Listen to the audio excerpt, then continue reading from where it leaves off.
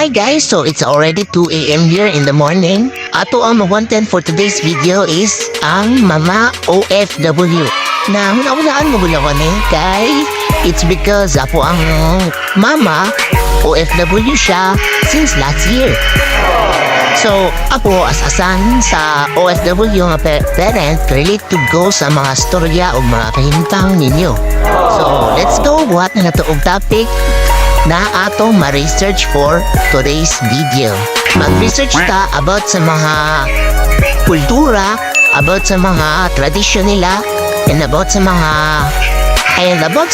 stories with nila and mga success nila in life, including sa ilahang work environment, orientation, and training. Basta makita na rin nyo diri as a vlog. Anyway, I'm Lucas Every, and this is my day in a life as a wannabe content creator.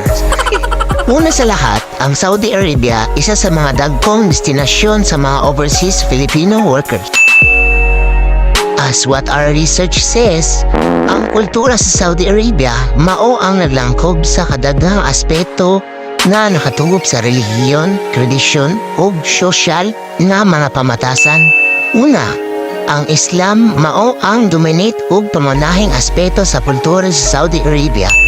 Ang mga Saudiano nag-obserba sa 5 adlaw-adlaw na pag-ampo, sala ug ang Ramadan, ang bulan sa pagpuasa. Ikaduha, ang pagkaon.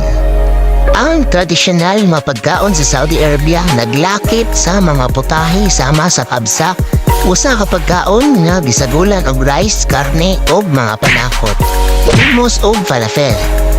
Ikatulo, kay sa ilahang pananamit. Ayon sa to ang research, ang tradisyonal nga pananamit sa mga lalaki sa Saudi Arabia mao ang chubi o kaldura, usa ka puti nga taas nga robe.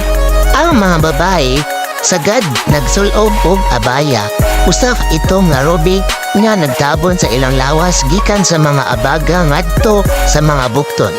Ang mga babae usab nagsulob og niqab o bolka aron itago ang ilang naong sa publiko. And I think this is okay na nga tulora ka traditional ug kultura sa Saudi since our vlog is short lang. Before God, bata ko, and ako ang pagmunahon sa una na grabe ka ayahay sa mga anak sa mga OFW God, pero wala ang maraman ako na realize na grabe po ang ilang kahago para makalaan sa mga luho sa ilang mga anak.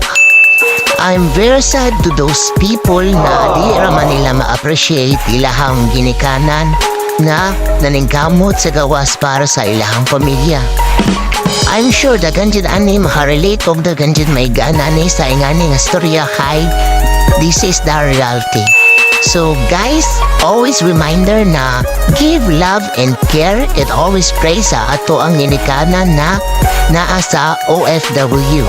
Kay wala ta kabalo sa ilahang kahago dito sa ilahang kahimtang dito ug isa ka sipya tila simbaho na ay mahitabo sa ilaha, maong dili ta magbuhat og gaguol sa ilahang kasing-kasing kay basin makaapekto sa ilahang trabaho ug sila pa ang mapahamak tungod lang sa sarili nato na problema. Always appreciate your OFW parent. Dili unta ninyo abusaron kay ang uban mong good ginaabusaran nila ilang OFW parents na pa as if na dato na daw kuno kaayo, but they did not even realize na kung sa kahago ang ilang ginikanan dito sa gawas. Kaya always appreciate and love them kay wala ta kabalo kung sa jud ilahang kahimtang dito And that's all for today's vlog. Bye bye, see you for part 4.